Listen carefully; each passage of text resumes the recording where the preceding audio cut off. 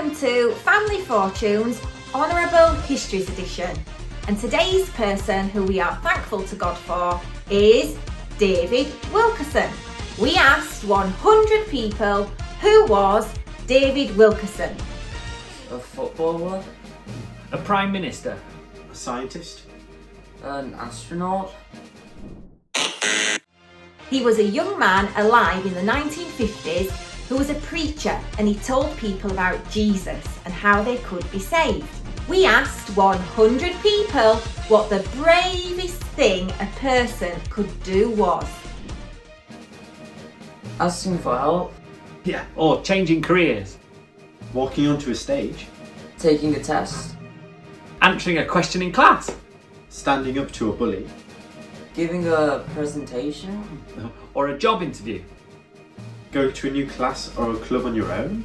catching an aeroplane on your own. In the 1950s, a young man called David Wilkerson felt God asking him to do a brave thing. He felt God telling him to travel over 300 miles from Pennsylvania to New York each week. And when he was in New York, he felt God asking him to go and tell violent drug gang members in Brooklyn about Jesus.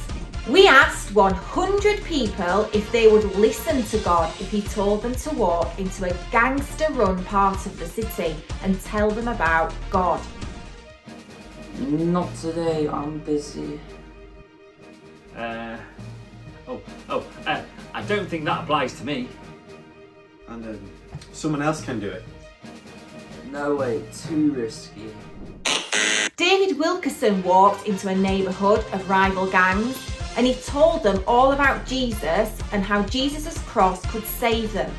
He bravely explained that Jesus' love was stronger than their knives and stronger than their gangs and more powerful than drugs or any gang lords. We asked 100 people, how much would it take to make you stop trying to help someone? The thought of someone thinking you were stupid, Or someone pointing and talking about you. Or someone laughing at you. being swore at, Getting spat at. Getting punched. having a knife held at your face. David Wilkerson had most of those terrible things done to him, but he kept sharing God's love. The gangs didn't like it at first, but he managed to hire a theatre where he invited all the gangs to come and hear him talk about Jesus. We asked 100 people if they thought getting gang members into one room together would result in something good. No. The New York gangs did turn up, but they turned up to fight.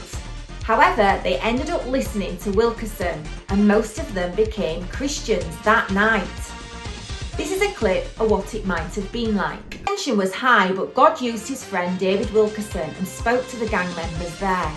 One of the main leaders, called Nicky Cruz, who had threatened David Wilkerson, actually became a Christian, and later on he returned to New York to the gangs to tell them about Jesus too. We asked 100 people, what do you think is the strongest thing you own?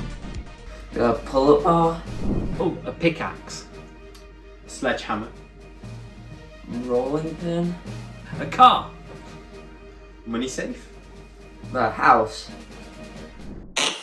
David Wilkerson told the gang members of New York that the strongest thing they could have was the wooden cross of Jesus.